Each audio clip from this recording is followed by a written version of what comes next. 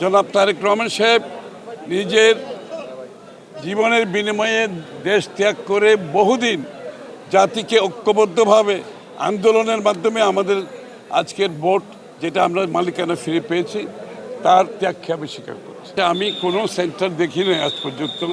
সারা বাংলাদেশে যে রিপোর্ট পাচ্ছি জনগণের মধ্যে উৎসবমুখর পরিবেশে জনগণ ভোট কেন্দ্রে যাচ্ছে এবং এই ধারা অব্যাহত আছে। আমি এখন পর্যন্ত যতটুকু খবর পেয়েছি এই ধারা সারা বাংলাদেশে অব্যাহত আছে। আমি কোনো পক্ষপাতমূলক কিছু তো দেখতে পাই নাই এখন পর্যন্ত। বাংলাদেশের মানুষ গত 17-18 বছর ভোট দিতে পারে নাই।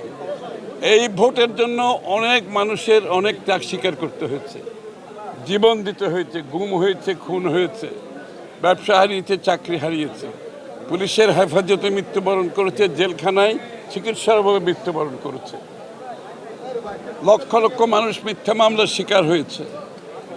এই ভোটের পেছনে যাদের এই অবদান আমি তাদের কাছকে স্মরণ করছি, আমি তাদেরকে স্মরণ করছি, তাদের প্রতি শ্রদ্ধা জ্ঞাপন করছি এবং শ্রদ্ধা জ্ঞাপন করছি বাংলাদেশের গণতন্ত্রকামী মানুষ যারা রাস্তায় নেমে তাদের অধিকার আদায় করেছে।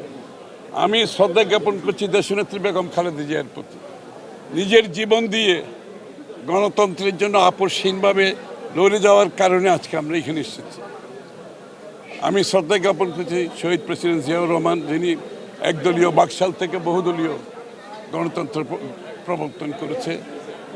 জনাব তারেক রহমান সাহেব নিজের জীবনের বিনিময়ে দেশ ত্যাগ করে বহুদিন জাতিকে ঐক্যবদ্ধভাবে আন্দোলনের মাধ্যমে আমাদের আজকের ভোট যেটা আমরা মালিকানা ফিরে পেয়েছি তার ত্যাগকে আমি স্বীকার করছি। এই ভোটের মাধ্যমে আগামীর বাংলাদেশ একটি গণতান্ত্রিক দেশ হোক।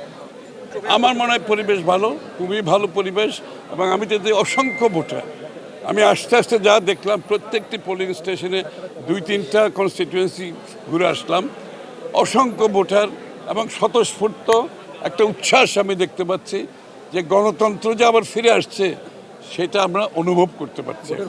এইবারও বাংলাদেশের মানুষ বাংলাদেশ জাতীয়তাবাদী দলের উপর আস্থা রেখেছে।